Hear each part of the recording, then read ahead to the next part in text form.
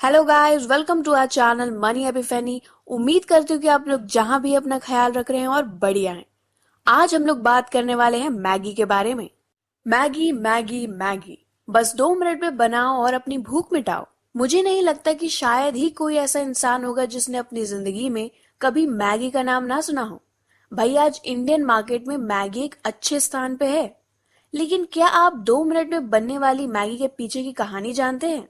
अगर नहीं, तो आज हम आपको मैगी की इंटरेस्टिंग जर्नी बताने वाले हैं। तो इसलिए आराम से पूरी वीडियो को देखिएगा। मैगी कोई नई कंपनी नहीं है। मैगी को ब्रांड बनाने का सपना 1882 में जूलियस मैगी ने देखा था। जूलियस मैगी का जन्म 1846 में स्विट्जरलैंड के शहर फ्राउनफेल में हुआ था। 1869 में उनके पिता की मृत्यु हो जाने के कारण उनके पिता की हैमर मील की जिम्मेदारी जूलियस को दे दी गई। लेकिन उनका इंटरेस्ट किसी और चीज में था जो उनका इंतजार कर रहा था। अपने इंटरेस्ट के चलते उन्होंने 1880 की शुरुआत में ही एक नए प्रकार के आटे को बनाने का एक्सपेरिमेंट चालू कर दिया। लेकिन उनके एक्सपेरिमेंट्स फेल होते जा रहे थे। लोग उन्हें सब छोड़ छाड़ कर अपने पिता की मील को संभालने की सलाह देने लगे। लेकिन जूलियस ने किसी की ना सुनी और उनकी ये कोशिश 1882 में सफल हुई और उन्होंने अपने नए आटे को बेचना शुरू कर दिया, जहां से मैगी कंपनी स्टार्ट हो गई।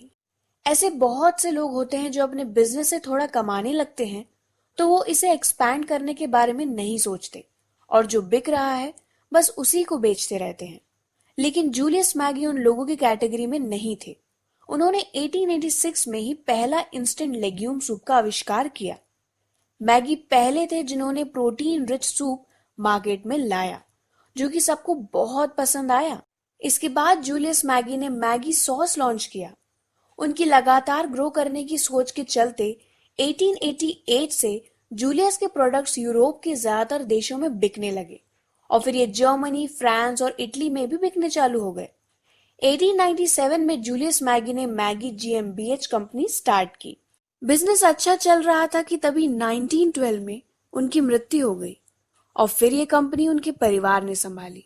1947 में कॉर्पोरेट स्ट्रक्चर एंड ओनरशिप में हुए चेंजेस के चलते मैगी कंपनी नेस्ले कंपनी के साथ मर्ज हो गई।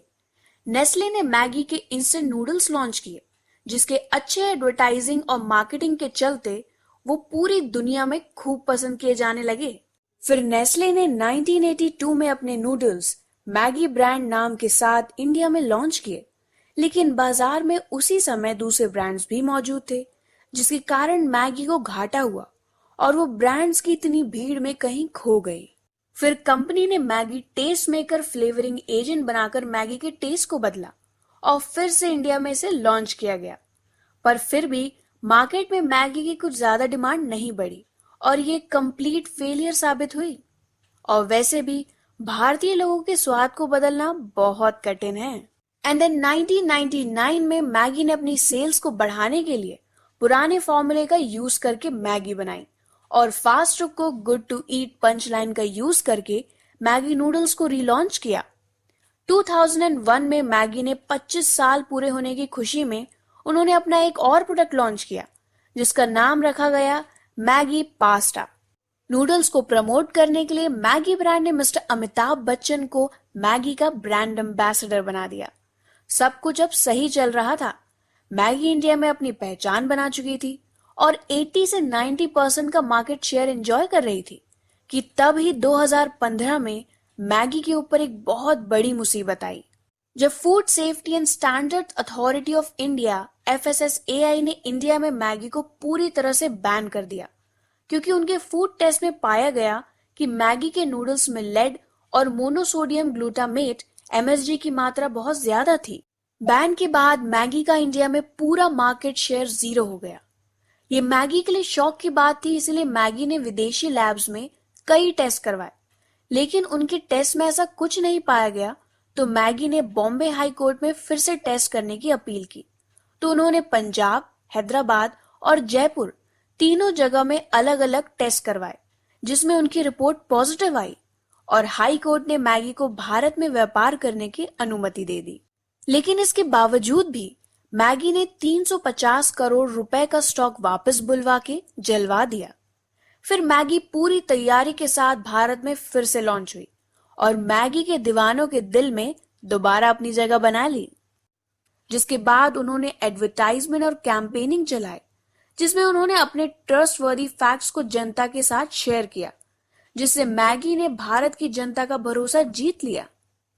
लेकिन इस बार मैगी का मार्केट शेयर 56% रहा, जो कि बढ़कर 60% हुआ।